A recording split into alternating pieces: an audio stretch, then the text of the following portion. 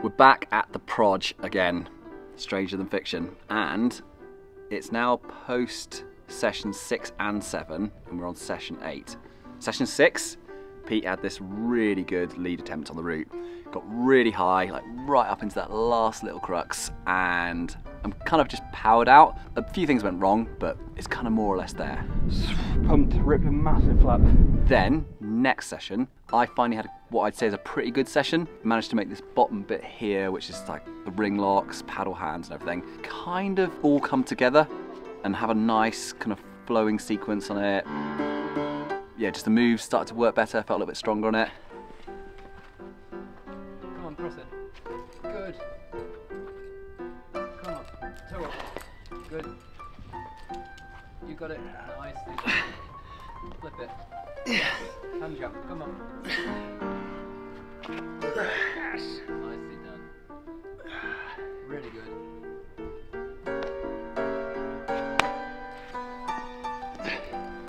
Nice. Yeah, keep feet high, I think. Yeah. Yeah. Nice.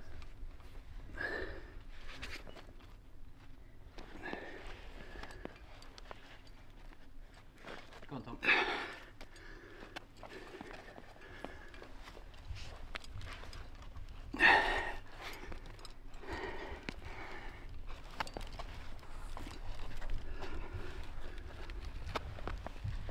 And then the middle crux as well, with the jam with that side, tape on the foot, so no rubber on the shoe, and then that long move going up, and managed to do that a few times. Taped foot job is, for me, is the way. I think I have a relatively thin paddle-shaped foot, so it goes quite deep in the crack, but it makes that middle crux drop down by, I would say, a solid V grade. That move then did feel kind of doable. I'm not going to say reasonable, because it definitely isn't reasonable. It's freaking hard for me.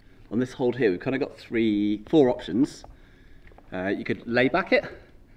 It's quite a good hold, but foot positioning's tricky on it. Or you can do what Law does, which is kind of like a paddle hand thing.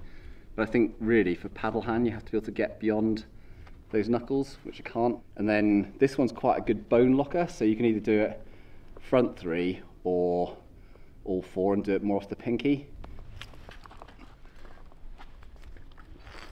This section here, we've got this really long move to this pinkies down, kind of like, it mainly sits on the back 2 fingers on that little slot there. And in a way you would like to go to it this way, but that just reduces the amount of reach that you've got, and it's totally critical how far you go, because that foothold more or less couldn't be any lower, and this handhold that you're pulling off is kind of locking, I don't know, down by your waist or thigh, and doing that long big move up. Come on. If I do that, I'm going to get my finger stuck. And then these are all, you just can't really get anything out of them. You get a pinky. If I could do pinky monos, this would be, especially that one, that's kind of good. Oh, I feel like my pinky would fall off if I did that. Maybe I should have trained my pinky monos before coming out here. Imagine if I could have done that move off a pinky mono. That would have been really satisfying. Would have broken the crux. Taping your foot up and doing a good job on it versus the first one that I did, which was total shot. I spent about a minute trying to tape it up. That now, yeah, it kind of works. Doesn't unravel, feels reasonably comfortable. It's really good. I am fumbling it, but Been people commenting about a rubber foot glove. What do you think to that what solution? do I think of a rubber foot glove? Rather than tape, because tape is good, the foot stays thin, but Yeah. there's less friction than a climbing shoe. The climbing shoe offers more friction, but you can't get your foot as deep. A rubber foot glove could be the best of both worlds. Yes! Ah, nah, I'm not into it. No, I'll be into it. As soon as I try it, as soon as it's done well, I'll be into it.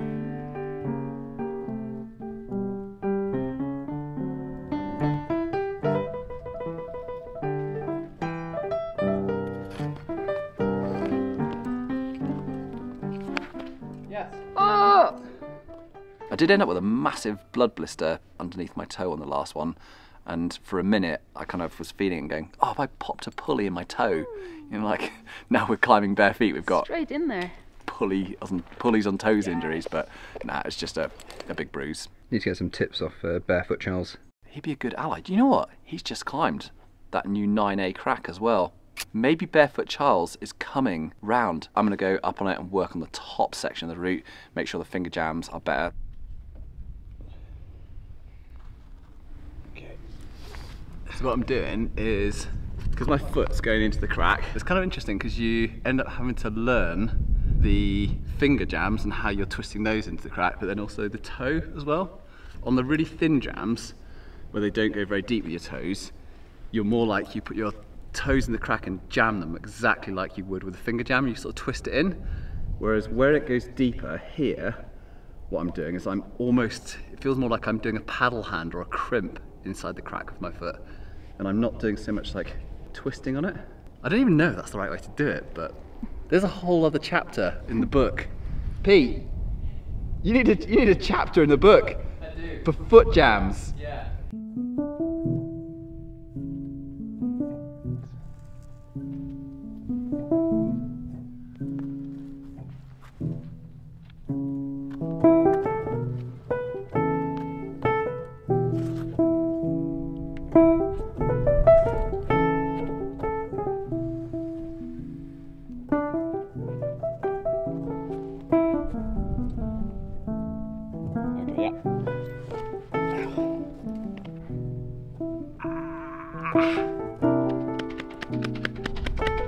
That's nasty. Okay, down a little bit. Stop. The thing I have to be most careful with actually is the skin condition. So the edge of these cracks is actually relatively sharp in some places, but because it's a bit sweaty, I'd say today, I'm kind of greasing a little bit on the cracks.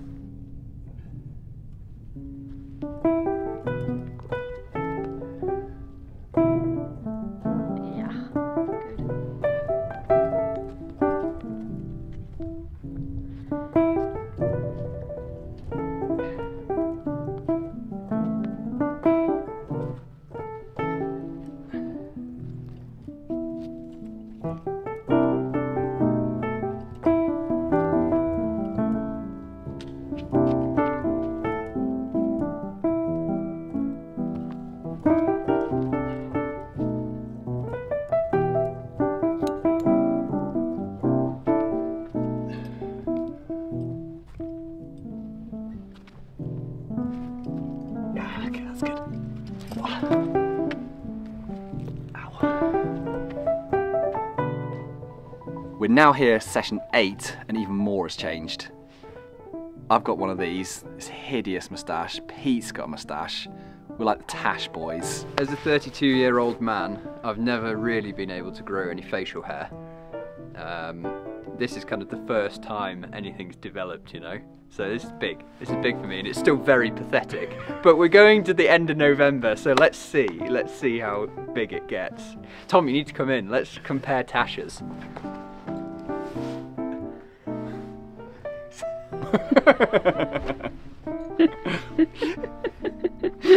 Right, put in the comments who's got best tash. I need to whip it down. You need to whip it down. Yeah, you need to get that stubble off. Gonna look back at this footage, it's gonna be horrendous. Can we Photoshop it for the end, for like the final thumbnail, where it's just like me and you? It just So in session 6, which was the last video, I fell off at the end crooks, but I was way too pumped to do it. Made loads of mistakes getting up there, but I did get to the last move, so that's positive. Then on the next session, I just decided to work the head wall because basically I ripped a big chunker out the little finger and I couldn't do like any more red pointing. But now we've had some rest, we're back for whatever session this is, session 8. Tom's just been up, been a little bit warm, so I'm just going to sample the jams and see what it's like. But maybe the tash is going to bring like good positive vibes here.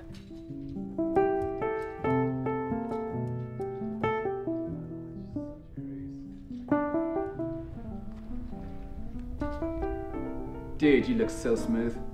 That's the one American bit of encouragement that I find really off-putting. What's that? is when I'm climbing and I hear someone go, "So strong, Tom, so strong." I'm thinking, it's a fucking lie. You can say everything else and there might be some level of like realism here. This one, not helping. Come on. The good news is I can do that middle move with tape on, because I just did it straight off, so that's good.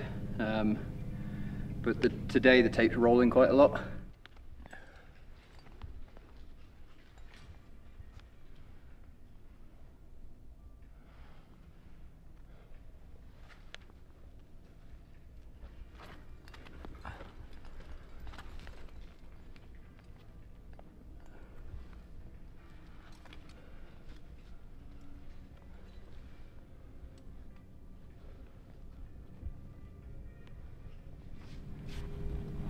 I think the main thing I really need to find out now is just like that end crux. I feel like everything else is totally within ability, and that's within ability, but it's just getting there fresh enough, or I just need to make sure I've definitely got the best beater possible, I think, for the end bit.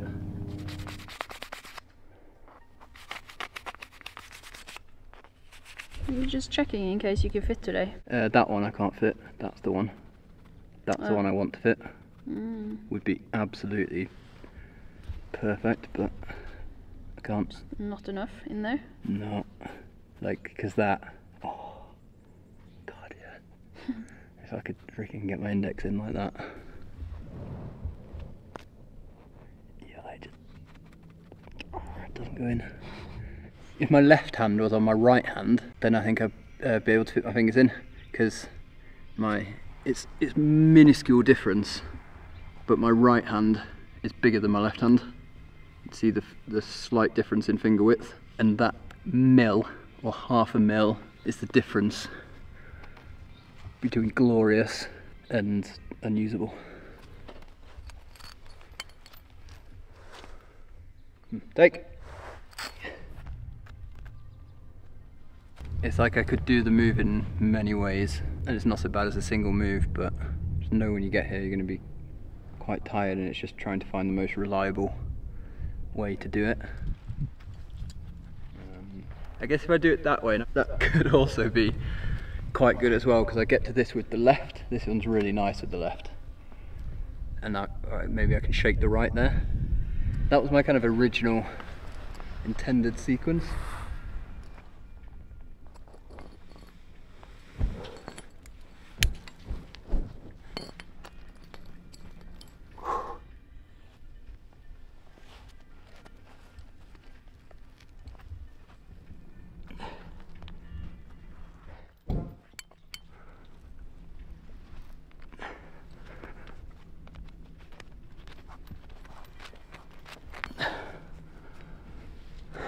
I know, absolutely no, because it's bad conditions, and that felt like the logical way, and it makes the move off the left to the lip easier than if you go the other direction, and you can shake the right before.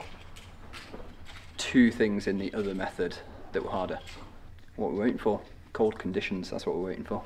Cold conditions and a longer tash.